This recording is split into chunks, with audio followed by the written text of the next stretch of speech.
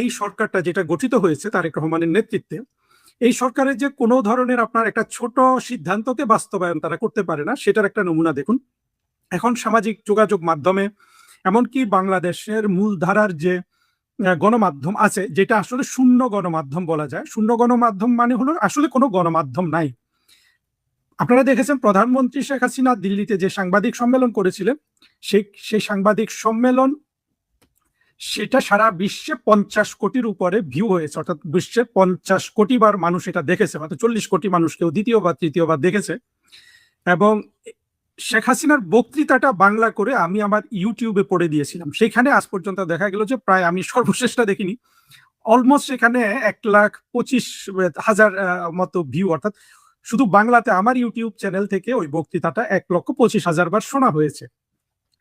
সারা বাংলাদেশের মানুষের এই যে কৌতূহলের একটা জায়গা, এটা কিন্তু বাংলাদেশের কোনো সংবাদপত্র মিডিয়া যেগুলো বলি তারা কিন্তু এটা প্রচার করেনি। হ্যাঁ, ভয়ও করেনি, আবার করলেও যে সবার চাকরি যেত এটাও আমার মনে হয় না, কিন্তু তারা করেনি। অর্থাৎ তারা ডিসিশন নিয়ে নিয়েছে যে তারা মিডিয়াগিরি করবে না, তারা যেটা মানে গণমাধ্যম যেটাকে বলে সেটা তারা করবে না। তারা নিজস্ব তারেক রহমান এবং 2024-এর জঙ্গি উত্থানের যে অংশটা আছে সমাজে, সেই অংশটার জন্য একটা, কি বলবো, এইটাকে আপনার ইংরেজিতে বলে একটা ইনসেস্টুয়াস মিডিয়া তারা এখন গঠন করেছে। মানে এটাকে আপনি ইংরেজিতে বলতে পারেন ইনসেস্টুয়াস মিডিয়া কনফাইনমেন্ট। অর্থাৎ 24-এর যারা যারা জঙ্গি উত্থান করেছে তাদের জন্য, তাদের জন্য পরিবেশিত মিডিয়া। এটা আসলে পৃথিবীতে মিডিয়ার জন্য এটা কোনোভাবে এটার কোনো মিডিয়া হিসাবে আপনি এটাকে জায়েজ করতে পারবেন না। অথচ দেখেন, তারেক রহমানের সরকার, প্রধানমন্ত্রী শেখ হাসিনার সরকারের সময় সবচেয়ে বড় প্রোপাগান্ডিস্ট, মিথ্যা, কুৎসা, জঘন্যতম আপনার শব্দচয়ন এবং অঙ্গভঙ্গি, বিষাক্ত শব্দচয়নে অতটা বিষাক্ত ছিল না, কিন্তু কণ্ঠ দিয়ে, দেহভঙ্গি দিয়ে বিষ ঢেলে দেওয়ার মতো একজন অপপ্রচারকারী ছিল জাহেদুর রহমান, যে এখন তারেক রহমান সরকারের ঠিক আবার ওই জায়গাটাতে সে বসেছে। সে অনেকটা আসলে মিডিয়াটা এখন কন্ট্রোল করে। যদিও তারেক রহমানের তথ্যমন্ত্রী নামে একজন আছেন, আমরা কিন্তু মিডিয়া কন্ট্রোল করতে দেখি এই জাহেদুর রহমানকে। যেই জাহেদুর রহমান শেখ হাসিনাকে দিল্লি দাসী গালি দিয়ে প্রতিদিন 2-3টা ভিডিও করতে পারতো শেখ হাসিনা সরকারের আমলে, আজকে জাহেদ যখন আবার কর্তৃত্বে বসে গেছে তথ্য মন্ত্রণালয়ে, তখন বাংলাদেশের কেউ একটা সত্য নিউজও কিন্তু বাংলাদেশের যে এখন পলিটিক্যাল ডিভাইড আছে, যারা বাংলাদেশ দখল করে রেখেছে, তাদের উল্টো দিকে যে আরো যে 10 কোটি মানুষ আছে, তাদের নিট পূরণের জন্য কোনো সংবাদই পরিবেশন করতে সাহস পাচ্ছে না। এই অবস্থায় তারেক রহমানের যে এখন, বা বাংলাদেশের যে যে মিডিয়া হাউস বা মিডিয়া, বাংলাদেশের যে মিডিয়া, এটাকে আপনারা নামটা লিখে রাখেন, আমি বলে দিচ্ছি, এই মিডিয়ার নাম হলো ইনসেস্টুয়াস মিডিয়া কনফাইনমেন্ট। যা হোক, এই যখন অবস্থা, সেখানে তারেক রহমানের সরকার সম্পর্কে আসলে সব সঠিক খবর চারিদিকে কিন্তু যাবে না। আমি এখন আমার আগের কথায় ফিরে আসি, কি করে তারেক রহমান সরকার ছোট ছোট বিষয়টা সমাধান করতে পারে না। আমরা কিন্তু কি দেখছি যে তারেক রহমান ভারত সফর করবেন কি করবেন না, এটা হলো বিষয়। এখন তার ভারত সফরের প্রথম সমস্যা তারেক রহমানের সরকার তৈরি করেছে। সেই সমস্যাটা কি? সেই সমস্যাটা হলো যে যদি ভারত সরকার প্রধানমন্ত্রী শেখ হাসিনার কণ্ঠরোধ না করে, তারা দুটো কথা বলে, দুটোর মধ্যে ন্যূনতম যদি কণ্ঠরোধ না করে, অর্থাৎ প্রধানমন্ত্রী শেখ হাসিনা যদি অনলাইনে যেসব বক্তৃতা বিবৃতি দেন সেগুলো যদি বন্ধ না করে সম্পূর্ণরূপে, এবং তাকে যদি অতিরিক্ত হিসাব আছে তাকে যদি গ্রেপ্তার না করে, তাকে যদি একজন ফৌজদারি ক্রিমিনাল হিসাবে ট্রিট না করে, তারেক রহমান বিদেশে ভারত সফর করবেন না। এই যে উচ্চ একটা মানদণ্ড তারেক রহমানের সরকার নির্ধারণ করেছে, তারপরে তো আসলে এখন যদি ভারত সেই দাবি পূরণ না করে, তাহলে যদি তারেক রহমান ভারত যান, তাহলে তো এটা তারেক রহমানের নৈতিক পরাজয়। এই পরাজয়টা হবে কিন্তু বিশেষ করে তারেক রহমানের দলের কাছে, দল থেকেও যিনি যেই অংশটা সমাজের সবচেয়ে বেশি পাত্তা দিয়ে চলেন, সেই অংশটা, অর্থাৎ বাংলাদেশের 1971 সালে পরাজিত জেনারেল নিয়াজির হাত ধরে আত্মসমর্পণ করা শক্তিগুলোর। এবং এর সাথে আরো রয়েছে, এই শক্তিগুলোর মধ্যে কিন্তু পাকিস্তানি নাস্তিক এবং সেকুলার শ্রেণীটাও রয়েছে। আপনারা বুঝতে পারছেন যে প্রথম কথা হলো তারেক রহমান সরকারই একটা স্ট্যান্ডার্ড ক্রিয়েট করেছেন, যেটা পূরণ না হলে তিনি আসলে ভারত সফরে যেতে পারেন না। আর যদি তিনি ভারত সফরে যান বা না যান, আমি মনে করি যে তিনি যেতে পারতেন। তিনি এই ধরনের স্ট্যান্ডার্ড ক্রিয়েট না করে একই দাবি মনের মধ্যে রেখে সেটা জনসমক্ষে বুঝিয়ে বাংলাদেশের জনগণ এবং ভারতের জনগণকে বুঝিয়েও তিনি দিল্লি সফর করতে পারতেন। কিভাবে? তাকে যেই দাওয়াতি দেওয়া হোক না কেন, বিমস্টেকের প্রেসিডেন্ট হিসাবে দিক বা বাংলাদেশের প্রধানমন্ত্রী হিসাবে দিক, তিনি ব্রিক্স সম্মেলনটাতে গিয়ে নরেন্দ্র মোদীর সাথে কোনো বাইল্যাটারাল মিটিং এর আবদার না করে, কোনো বৈঠক না করে, তিনি ব্রিক্স সম্মেলনে যা যা আনুষ্ঠানিকতা সেটা শেষ করে তিনি যদি বাংলাদেশে চলে আসতেন, তিনি কিন্তু হয়ে যেতেন। আমার ধারণা, আমার এই বক্তব্য শোনার পরে ওরা হয়তো সেই ডিসিশনটা নিতে পারে, কারণ এই ডিসিশনটা তারা মেক করতে পারছে না। আপনারা দেখবেন যে ইরানের সবচেয়ে মিলিট্যান্ট যেই প্রেসিডেন্ট ছিল আহমেদিনেজাদ, কিংবা ভেনেজুয়েলার যে মিলিট্যান্ট প্রেসিডেন্ট ছিল হুগো সাভেজ, যারা ইউএস রাষ্ট্রের সাথে অত্যন্ত শত্রুতামূলক দুই পক্ষ থেকে ছিল, তারা কিন্তু নিউ ইয়র্কে প্রতি বছরই যেত, জাতিসংঘের সাধারণ পরিষদে তারা ভাষণ দিত, এমনকি গাদ্দাফি সাহেবও দিত। তারেক রহমান তো সেই সুযোগ গ্রহণ করতে পারতেন। এরকম শত শত উদাহরণ পৃথিবীতে পাওয়া যায়। সেটা করার মতো আসলে দূরদৃষ্টি তারেক রহমান সরকারের কারো নাই, খলিলেরও নাই, হুমায়ুন কবির, এরা তো আসলে বাচ্চা পোলাপান। এই যে হুমায়ুন কবির বা শামা কবির, এরা তো অত কিছু দেখেও নাই, মানে পৃথিবী দেখার বা কূটনীতিতে এই ধরনের আপনার কোথায় যাওয়া না যাওয়া এই জিনিসগুলো বোঝার সক্ষমতা তাদের নাই। ফরেন মিনিস্ট্রিতেও নাই। ফরেন মিনিস্ট্রি তো আমি আপনাদেরকে আগেই বলেছি যে ফরেন মিনিস্ট্রিটাকে আমাদের একেবারে সাকসেসিভ গভর্নমেন্টগুলো বাংলাদেশের সবাই চেয়েছে যে এটা একটা অযোগ্য অপদার্থ প্রতিষ্ঠান হোক, সেটাই হয়ে গেছে। এখন সেটা তারেক রহমান এখন সেটা থেকে আর কোনো তেমন বড় ফায়দা পাবেন না। যদিও যেসব কূটনীতিক সার্ভাইভ করে গেছে এরা সবাই কিন্তু আবার তারেক রহমান যে ধরনের রাষ্ট্র চান, সমাজ চান, রাজনীতি করেন সেগুলোর প্রতি তারা অনুরক্ত। অর্থাৎ তারেক রহমানের জন্য একটা সাজানো ফরেন মিনিস্ট্রি তারেক রহমান পেয়েছেন, যেই ফরেন মিনিস্ট্রিটা শেখ হাসিনা তারেক রহমানের জন্য সাজিয়েছেন 16 বছর রাষ্ট্র শাসন করে। আপনি দেখেন, শেখ হাসিনা সরকার 16 বছর রাষ্ট্র শাসন করে পররাষ্ট্র মন্ত্রণালয় সাজিয়েছেন, যাতে 16 বছর পরে তারেক রহমান ক্ষমতায় আসলে একটা সাজানো পররাষ্ট্র মন্ত্রণালয় পায়। একইভাবে আমরা সেনাবাহিনীতেও দেখলাম যে যেন উনি এমন ভাবে সেনাবাহিনী তৈরি করছেন যাতে সেনাবাহিনী বেইমানি করে শেখ হাসিনা সরকারের বিরুদ্ধে চলে যায়। আপনারা দেখতে পাচ্ছেন যে কত আত্মঘাতী ছিল শেখ হাসিনার সরকারটা। যাই হোক, আমরা আবার ফিরে আসি এই তারেক রহমানের আপনার ছোট সিদ্ধান্ত কি, এই যে এত কথা হচ্ছে, তারাই তৈরি করছেন, সরকারই তৈরি করছে যে তিনি ভারত যাবেন কি যাবেন না, বিমস্টেক সম্মেলনে তিনি অংশগ্রহণ করবেন কি করবেন না। কিন্তু আসলে ছোট্ট একটা ডিসিশন উনি নিতে পারছেন না। একবার বলে যাবে, একবার বলে যাবে না, নানান জল্পনা কল্পনা এর অ্যারাউন্ডে তৈরি হচ্ছে। সত্য কথা হলো এটার কোনোই দরকার ছিল না। তিনি যেটা যেটা চান, বাংলাদেশের জঙ্গি স্বাধীনতা বিরোধী 71-এ পরাজিত শক্তিকে খুশি করতে চাইলেও কিন্তু তিনি ভারত যে চলে আসতে পারতেন। সেক্ষেত্রে উনি অবশ্য নরেন্দ্র মোদীর সাথে যদি হ্যান্ডশেক না করতেন তাহলে জঙ্গিরা আরো বেশি খুশি হতো। কোনো রকম বাইল্যাটারাল মিটিং না করলে আরো খুশি হতো, কারণ বাইল্যাটারাল মিটিং এর শর্ত তো হলো যে শেখ হাসিনাকে একজন খুনি হিসাবে ধরে খাঁচায় ভরে বাংলাদেশে তারেক রহমানের কাছে হস্তান্তর করতে হবে। তারা তো এই স্ট্যান্ডার্ড সেট করেছেন, তাই না? এখন সেই স্ট্যান্ডার্ড তিনি না ভেঙেও কিন্তু তিনি ভারতও যেতে পারতেন। ভারতও বোধহয় সেভাবে চাচ্ছিল যে ভিজিটটা সেই রকমই হোক, কিন্তু এটা হলো না। আমি যেই অরিজিনাল তর্কটা রেখেছিলাম যে কিভাবে তারেক রহমানের সরকার বিশ্বঙ্গনে একটা আইসোলেটেড সরকার হিসাবে মানে পরিণত হয়েছে, এটা কি আপনারা বুঝতে পারেন না? তারেক রহমানের 6 মাসের সরকারে সারা পৃথিবী থেকে কোনো একটা গুরুত্বপূর্ণ সরকার প্রধান তারেক রহমানের দেশে আসলো না। তারেক রহমান একজন নেতা তৈরি হয়েছেন 17 বছর এক্সাইলে থেকে। আমি তারেক রহমানের দিকের মানে কথাগুলো তুলে ধরছি। তার দল 2006 সালে ক্ষমতা হারিয়েছে। ক্ষমতাটা হারিয়েছে গণ আন্দোলন, আবার নির্বাচিত সরকারও ছিল। তারপরে তারা যুদ্ধ করে সংগ্রাম করে 24-এর গণ অভ্যুত্থান তাদের দৃষ্টিতে, আমার দৃষ্টিতে এই পৃথিবীর সর্বকালের সেরা জঙ্গি উত্থানের মাধ্যমে তারেক রহমান সাহেব ক্ষমতায় আসার একটা সুবিধা সৃষ্টি হয়। আবার তারেক রহমান যেই ইলেকশনটা করেছেন, যে ইলেকশনে তারেক রহমান জিতেছেন, আপনারা দেখবেন তারেক রহমানের 2 লোক এইটাকে, এবং সবাই এটাই তাদের বক্তব্য হওয়া উচিত। আশিক এবং আশিক চিনেছেন তো, মানে বাংলাদেশের না সারা বিশ্বের বাটপারদের মধ্যে যদি আপনার প্রথম হয় ইউনুস, দ্বিতীয় বাটপার কিন্তু হয়ে যায় আশিক। আমি কিন্তু খলিল সাহেবকে বাটপার বলবো না, খলিল সাহেবকে বলবো অত্যন্ত লোভী একজন মানুষ। সবসময় ক্ষমতা চেয়েছেন, পররাষ্ট্রমন্ত্রী হতে চেয়েছেন, কিন্তু সেটা এনজয় করতে পারছেন না।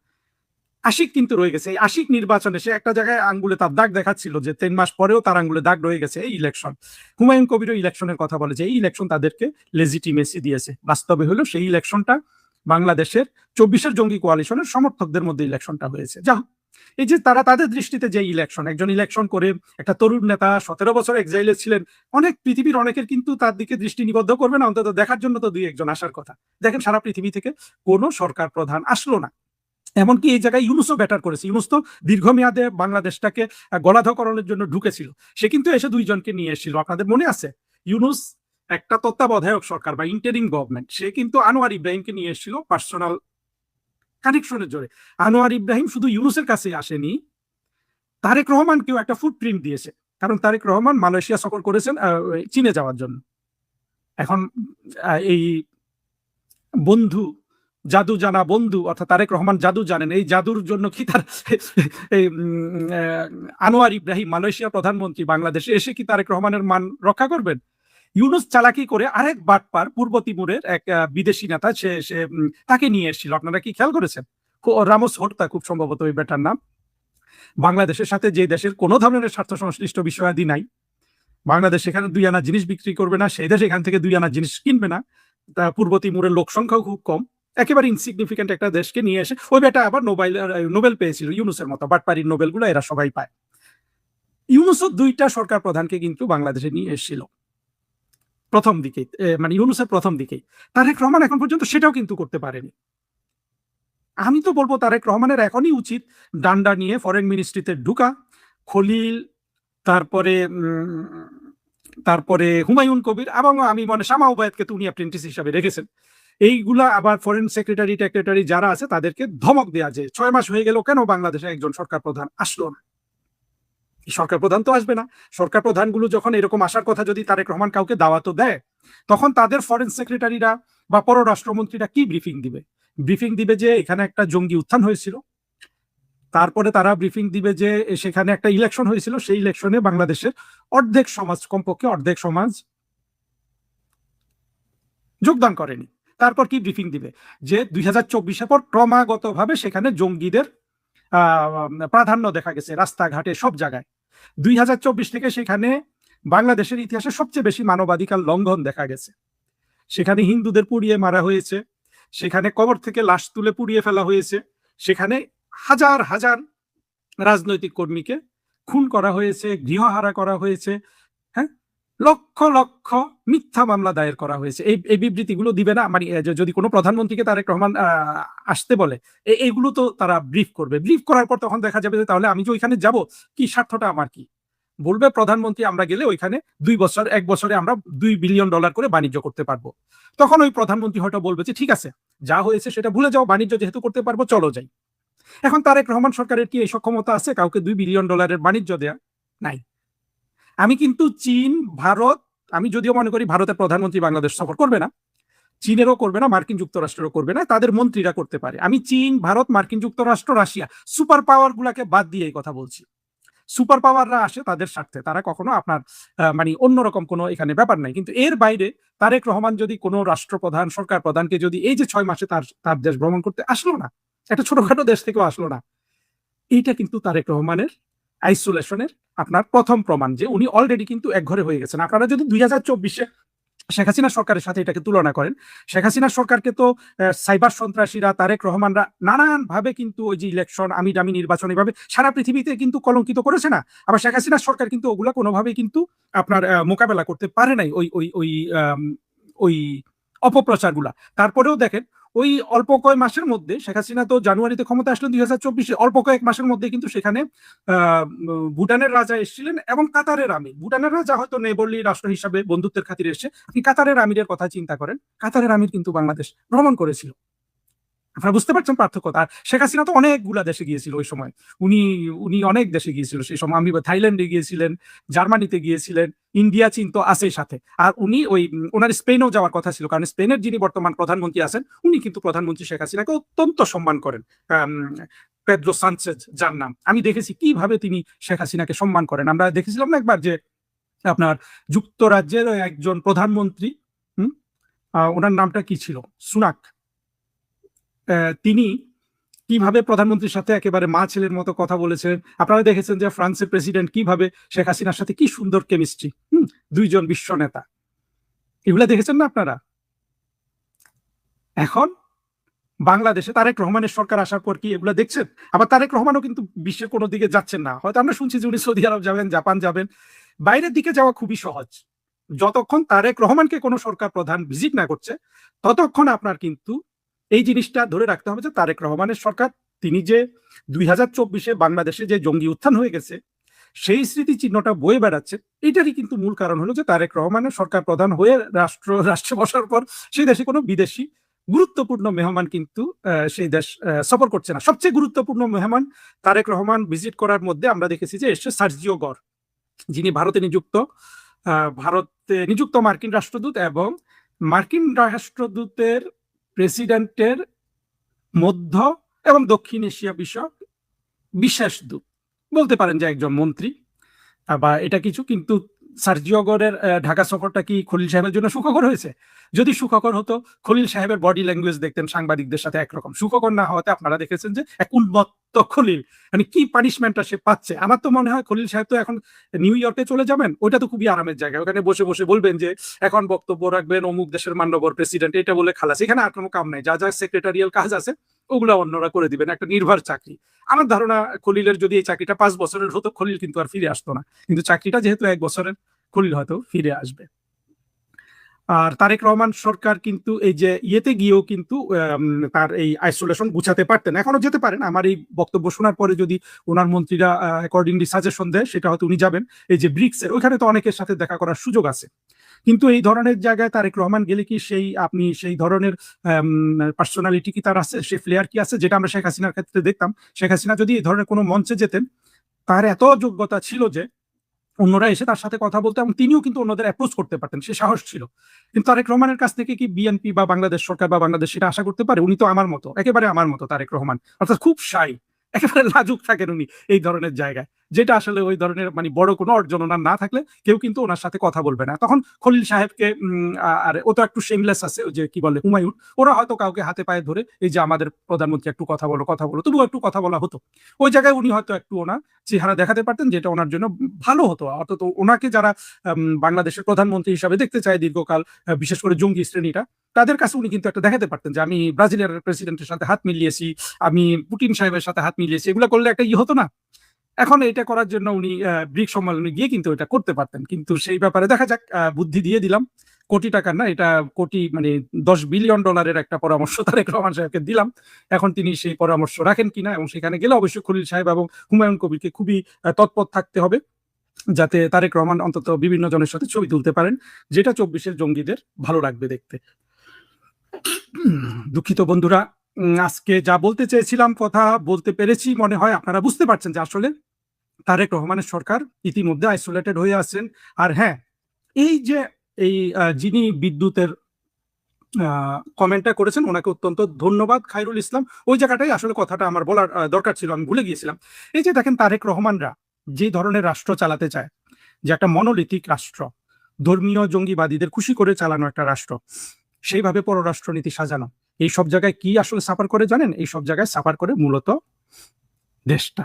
দেশটা দেখেন দরিদ্র হয়ে গেছে। এখানে কত ধরনের সমস্যা, এখন ইলেকট্রিসিটি নাই, শিল্প কলকারখানা বন্ধ, উৎপাদন বন্ধ, এখানে আর কোনো অর্থনৈতিক কর্মকাণ্ড নাই। মানুষ দরিদ্র হয়ে গেছে, পৃথিবী তাকে ডাকে না, সেই পৃথিবীর বাইরে যেতে পারে না। আমি প্রধানমন্ত্রী তারেক রহমানের কথা বলছি।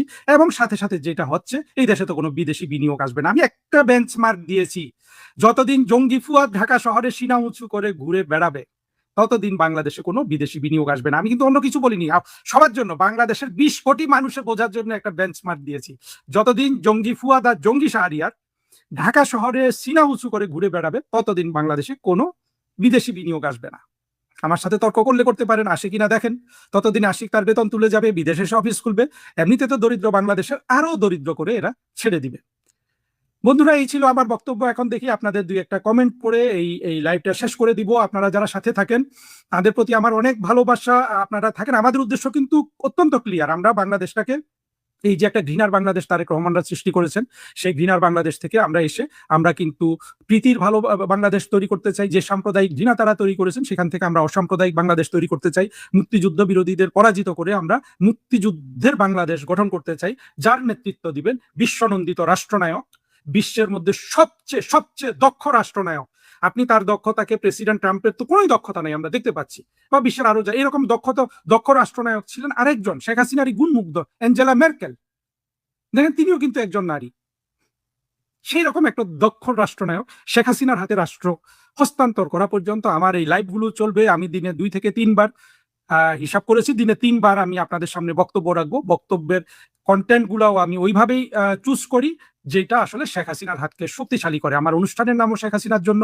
ফলে শেখ হাসিনাকে যারা ভালোবাসেন, তৃণমূলের কর্মীরা, তাদের কাছে আমি হাত জোর করে অনুরোধ করব আমার বক্তব্যগুলো সব জায়গায় শেয়ার করবেন, গ্রামে গঞ্জে এই বক্তব্যগুলো পৌঁছে দিবেন। এটা শেখ হাসিনাকে ভালোবেসে বক্তব্য রাখা, শেখ হাসিনাকে বাংলাদেশের ক্ষমতায় প্রতিষ্ঠিত করার জন্য বক্তব্য রাখা, কিন্তু বিএনপির প্রতি কোনো ধরনের ঘৃণা প্রচার আমি করব না। বিএনপির প্রতি আমার শুভেচ্ছা, শুভাশিস, তারেক রহমানের প্রতি আমার শুভেচ্ছা থাকে। আমি চাই যে তিনি আমাদের সাথে সামিল হন। আমরা যা পরবর্তীতে যে বাংলাদেশটা আমরা গ্রহণ করতে যাচ্ছি, সেখানে একটা দ্বিদলীয় ব্যবস্থা আমরা কায়েম করতে চাই। আজকে দেখেন তারেক রহমান অত্যন্ত ঘৃণিত একটা ব্যক্তিকে তার প্রচার প্রচারণার কাজে লাগাচ্ছেন, জঙ্গি জাহেদ। সেই জায়গায় তো তিনি একজন একটা ভালো ছেলেকে কাজটা দিতে পারতেন, যে ঘৃণা প্রচার না করে প্রীতি প্রচার করবে। আমি তো তারেক রহমান সাহেবকে কি বলুন তো, বিএনপির বন্ধুরা কেউ যদি আমাকে শুনে থাকেন, গালি না দিয়ে এটা চিন্তা করেন তো, আমি কি তারেক রহমানের ভালো চাই না? আমি তো সবসময় বলি যে আমি আন্তরিকভাবে ভালো চাই, কিন্তু আমাদের উদ্দেশ্য হলো যে শেখ হাসিনাকে ক্ষমতায় অধিষ্ঠিত করা। এবং তারেক রহমান যদি আমার কথা শোনেন, তাহলে বাংলাদেশে একটা দ্বিদলীয় ব্যবস্থা কায়েম হবে বিএনপি এবং আওয়ামী লীগের মধ্যে। তারেক রহমান যদি আমার কথা না শোনেন, সেই দ্বিদলীয় ব্যবস্থায় আমাদেরকে যেতে হবে। তখন সেখানে কিন্তু দ্বিতীয় অবস্থানে চলে আসবে জাতীয় পার্টি। ইতিমধ্যে জাতীয় পার্টির নেতারা, বিশেষ করে জিএম কাদের সাহেব প্রমাণ করেছেন যে অবশ্য তার বয়স হয়ে গেছে, তিনি একজন সত্যিকার অর্থে শেখ হাসিনার পরে বাংলাদেশে প্রধানমন্ত্রী হওয়ার জন্য কোনো যোগ্য ব্যক্তি যদি আমি এই মুহূর্তে দেখে থাকি, সেটা কিন্তু জিএম কাদের সাহেব। ফলে বিএনপি যদি এই সুযোগটা হারিয়ে ফেলে, জিএম কাদেরের জাতীয় পার্টি, সেখানে দেখবেন শামীম হায়দার পাটোয়ারি নামে যে তরুণ মহাসচিব আছেন, অত্যন্ত অত্যন্ত ভদ্রলোক এবং সত্যিকার অর্থে একজন ভদ্র রাজনীতিবিদ হিসাবে রাষ্ট্রের অনেক মানুষ তাকে কিন্তু ভালোবাসে।